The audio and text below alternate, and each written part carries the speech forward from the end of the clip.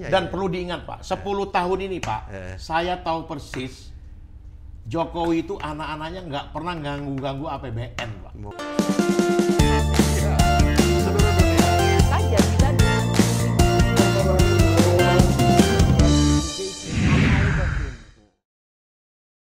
Meja makan bersama saya Bayu. Biarjo. Reuni. Jadi kita lagi reuni nih ya. Loyalis Jokowi berkumpul. Wih. Nah, ada apa? Ada apa? Ya, jadi kita hari ini bincang-bincang dengan seorang aktivis ya, yang juga loyalis Jokowi. Ya. Ya. Beliau kita akan tanya-tanya sebentar lagi tanpa kita sadari Pak Jokowi akan mengakhiri masa jabatannya. Siap. Tanpa terasa. Ya. Karena seolah-olah Presiden tidak berganti. Ya. Seolah orang banyak mengatakan Pak Jokowi tidak ada turunnya aktivitas beliau dalam bergaul dengan masyarakat, dengan kekuatan-kekuatan partai politik, dengan pemerintahan dan sebagainya. Ini yang luar biasa. Jika tanpa disadari, padahal tinggal berapa bulan lagi, Ya. itu sudah akan purna. Nah itu kudunya pertanyaanku. Bagaimana bapak-bapak ini, ya kan, di ujung senja kepemimpinan Pak Jokowi itu masih nggak? Ya, masih loyal nggak? Masih loyal nggak? Nah, kita tanyakan Iya pada kan? Bang Ferry. Bang Ferry, ya kan? Selamat malam, Bang Ferry. Selamat malam, assalamualaikum buat Bang Bayu dan Mas Kris. Ini luar biasa ini. Jadi reuni sesama pendukung. Ya, loyalis. Loyalisnya Jokowi. Ya. Karena sejak tahun 2012 kita itu dengan Mas Ferry ini bahu membahu mendukung Pak Jokowi dan Pak Ahok menjadi gubernur. Nah, tanpa disadari akhirnya menjadi presiden 2 periode. Nah, tetapi di ujung pemerintahan itu ada orang yang mengatakan bahwa ini transisi terbaik. Ya. Tetapi banyak yang tidak ikhlas. Kalau Pak Jokowi turun itu baik. Aneh kan? Tapi ini fakta. Sehingga harus legitimasi harus didekan. Kan gitu kan? Jadi diserang terus kelemahan apapun. Karena apa? Hampir semua presiden kita itu tatkala turun itu selalu diperburuk. Iya. Bukan buruk, diperburuk. Iya. Pandang opini ya. Opini ya. Belum tentu buruk, diperburuk. Iya. Nah ini lah Pak Jokowi juga sama. Ada gerakan-gerakan untuk merudung atau apapun namanya. Nah kita tanyakan sama Mas Ferry gimana nih sebagai seorang aktivis melihat fenomena ini. Ya kan? Terima nggak toh? Yang paling terakhir, gratifikasi pesawat terbang. Namanya Kaisang. Duit-duitku dewe. Kita tanya gimana Mas Ferry ini? Jadi gini ya. Ya ini ending ya. Ya. 1,5 bulan dari sekarang. Ya. Pak Jokowi akan mengakhiri masa jabatan yang kedua. Ya. 2 bulan kemarin rakyat masih mencintai dan betul-betul secara ikhlas tuh 83% tuh elektabilitas beliau tuh masih tinggi sekali ya. Termasuklah ketika putra beliau maju menjadi wakil presiden pasangan dengan Pak Prabowo. Nah, isu hantaman terhadap orang-orang yang benci. Ini bukan orang yang ikhlas, tidak ikhlas Pak. Ini orang yang benci nih.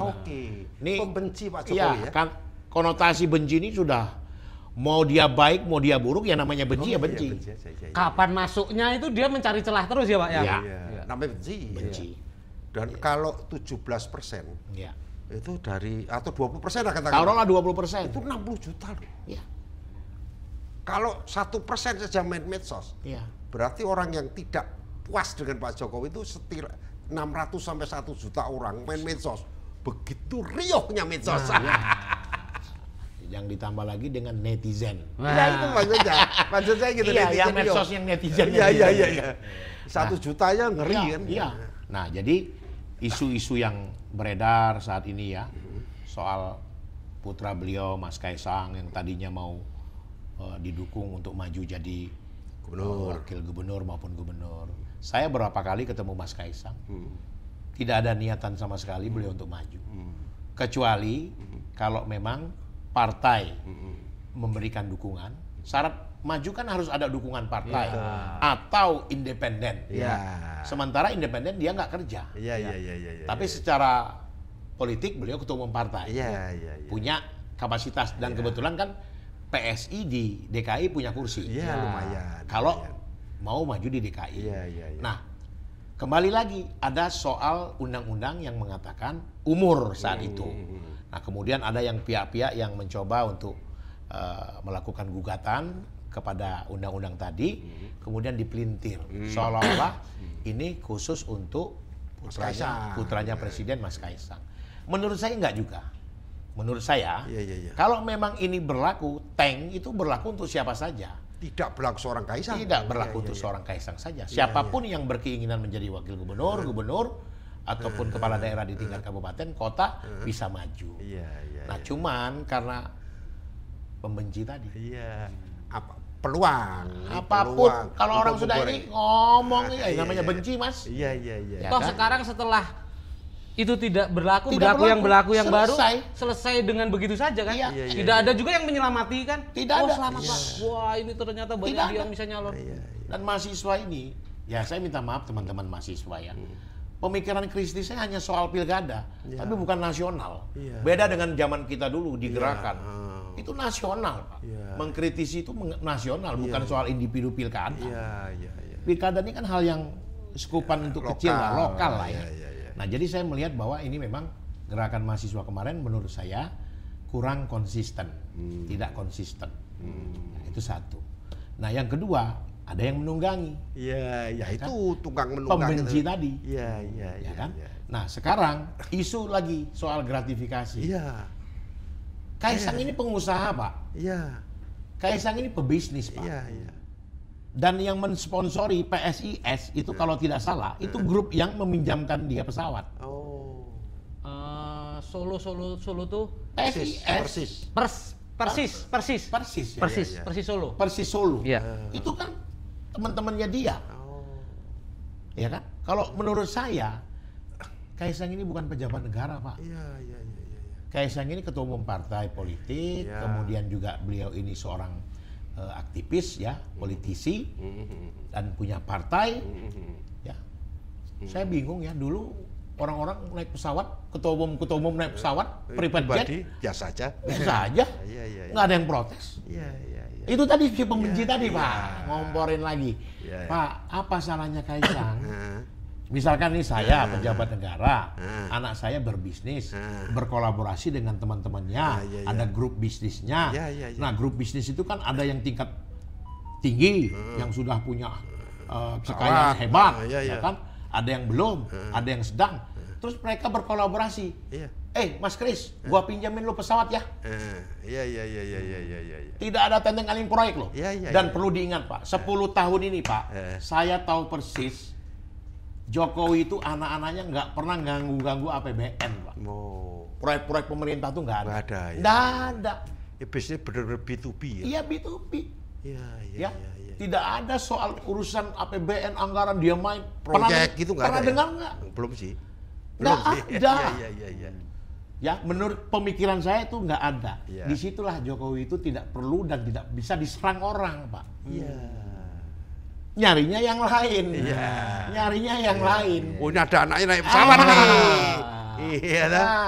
Pintu masuk nih. Pintu masuk. Gratifikasi. Siapa yang mendapatkan gratifikasi? Sekarang kalau gratifikasi, memang dia pejabat negara. Apa dia membuat keputusan di negara? Kan tidak. Gratifikasi itu menurut saya, Pak, ini deal nih antara nih. Saya seorang menteri nih sama Pak Kris. Kita deal ya. Oke. Pak Ferry, proyek ini buat saya ya. Pak Ferry mau kemana? Pak Ferry mau berangkat kemana? Saya pinjamkan pesawat. Itu gratifikasi. Ada imbal balik langsung. Dengan termasuk anaknya sekalipun. Apakah betul ada imbal balik antara dari presiden dengan pemilik pesawat? Kan enggak juga. Enggak juga. Itu yang saya bilang. Kaisang ini pebisnis, Pak. Apa tadi yang dibantu yang salah satu grup dia yang Persis Solo. Iya, Persis Solo. Itu kan grup sponsornya Mas Gibran. Nah, sekarang mau ditodong lagi. Persis Solo itu dibikin apa atas dasar koneksi atau apa, ngawur lagi. Nah, cuman memang KPK ini harus jelas nih buat undang-undangnya nih Pak. KPK ini harus betul-betul bagaimana bisa membuat undang-undang soal hukum di negara ini benar Pak. Jadi APH ini ya betul-betul harus kita tegakkan. Aparat penegak hukum ya maksudnya. KPK, kejaksaan, kepolisian itu betul-betul harus memaknai sesuatu itu. Tapi ini kan baru isu. Hoax. Tidak jelas yang dimaksud. Betul. Goreng-gorengan, omon-omon di media sosial. Di media sosial dan ini menjadi framing kan lagi rame ini kan. Karena dia anak seorang presiden. Tapi top juga untuk seorang Pak Jokowi di akhir kepemimpinannya masih di framing. Iya kan. Biasanya kan 6 bulan terakhir itu masa transisi itu lemdak, udah dianggap nggak ada kan, udah nggak ada yang anggap nggak ada. Nah itu maksudnya bahwa seorang Pak Jokowi yang sebentar lagi turun jabatannya tanpa disadari masih dianggap sangat berpengaruh. Sampai-sampai orang gagal jadi gubernur, orang gagal salahnya Pak Jokowi. Ini cawe-cawenya presiden sehingga Mas Ferry nggak bisa jadi gubernur Jakarta. Belum mau jadi gubernur karena Pak Jokowi campur tangan nggak jadi.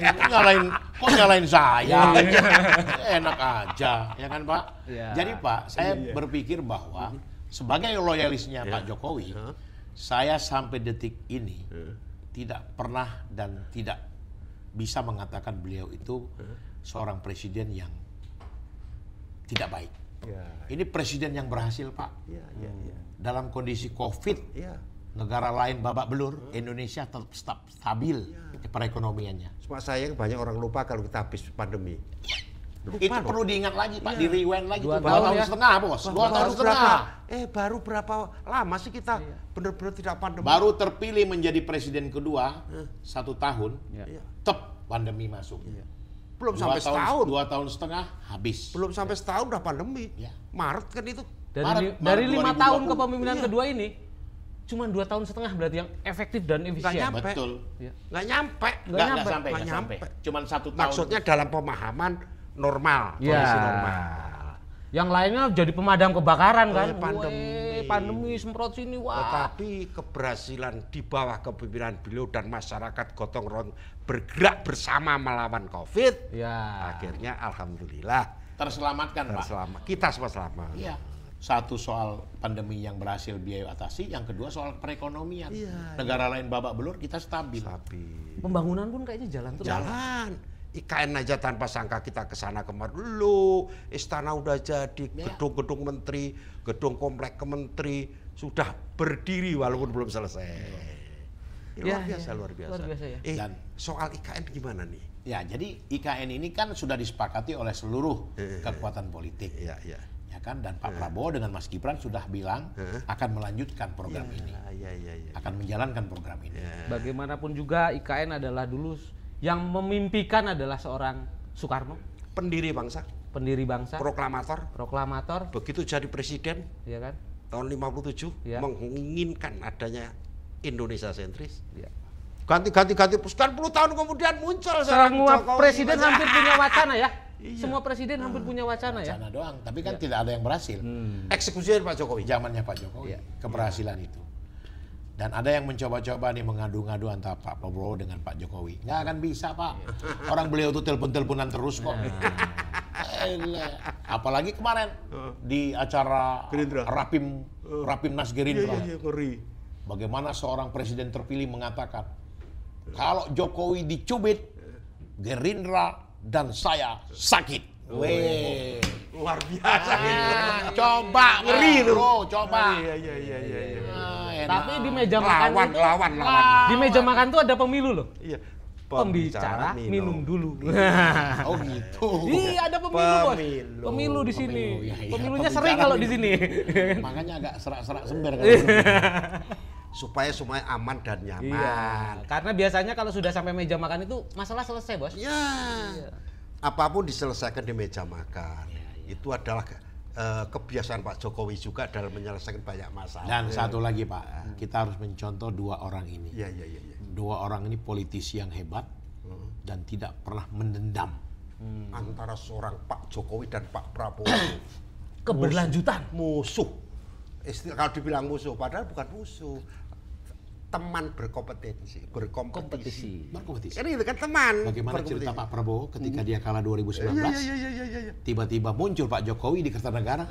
Ke rumahnya. Kaget-kaget Pak Prabowo. Pemenang kok datang orang kalah. Mana ada di dunia ini? Iya, luar biasa. Bener. Ini kita janganlah hianati Jokowi, ya kan? Kita harus betul-betul bagaimana Pak Jokowi sudah menyelamatkan Indonesia. Kalau COVID kemarin nggak bisa diatasi dengan baik, selesai kita. Anjlok perekonomian. Dan kemudian kita menjadi pemimpin dunia ya, sehingga kita tanpa terasa sudah mendekat 1,5 tahun ya, 1,5 bulan ya. Iya, 1,5 bulan lagi. 1,5 bulan lagi Pak. Sekarang tanggal 3 September. Nggak terasa loh. Tanggal 20 Oktober sudah ada pelantikan presiden baru. Nggak terasa. Terasa. Tapi serangan terus kepada Pak Jokowi terus berkelanjutan. Di samping Mas Kaisang apa yang paling luar biasa coba? Saat ini. Itu aja Kaisang aja isunya. Sangat dramatis. Dramatis. Jadi melalui putranya seolah-olah Pak Jokowi pun atau keluarganya menerima gratifikasi. Ngeri kan? Tapi masih bersifat narasi lah. Narasi. Masih bersifat omong-omong. Sifat isu, hoax, kan gitu kan. Tapi apapun itu adalah cara daripada beberapa pembenci tadi yang mencoba menutup nalar, menutup nalari bahaya. Orang nggak nalar susah. Bodoh, susah aja. Di bawah bodoh. Sekarang rakyat yang pintar banyak, Pak. Banyak banget. Orang bilang begini, itu pembencinya Pak Jokowi doang itu. Udah cuekin aja. Jogetin aja. Jogetin aja. Ya kan kalau Pak Prabowo bilang jogetin aja. Nah ini pertanyaan nih buat berdua nih ya, pertanyaan buat karena ini reuni kan. Menurut Pak Kris, menurut Bang Ferry, bangga nggak pernah menghantarkan Pak Jokowi menjadi presiden? Bangga dong. Apa ya? Kebanggaannya itu apa? Satu poin aja. Ya kita melihat Pak Jokowi nggak berubah. Walaupun orang lain bilang berubah, Pak Jokowi tidak berubah baik dalam kehidupan sehari-hari, baik dalam perilaku, baik dalam komunikasi, baik dengan kerabat, sahabat. Maka kalau ada orang yang bilang Pak Jokowi sekarang berubah, kita bingung. Berubah apanya? Kan gitu ya, gimana Pak Ferry? Kalau saya melihat Pak Jokowi itu masih dengan komitmennya. Mulai dari gubernur sampai dengan presiden kedua ini. Dan komitmen ini yang harus dicontoh untuk pemimpin selanjutnya. Dan satu lagi Pak, beliau ini pemersatu. Benar, pemersatu. lupa. Disadari, diakui maupun tidak diakui. Jadi prinsipnya apa? Sebagai loyalis Jokowi, sekali Jokowi, tetap Jokowi. Jadi kita tetap Jokowi. Bapak-bapak ini loyalis Jokowi sampai kapanpun Jokowi. Sampai berjumpa di meja makan selanjutnya.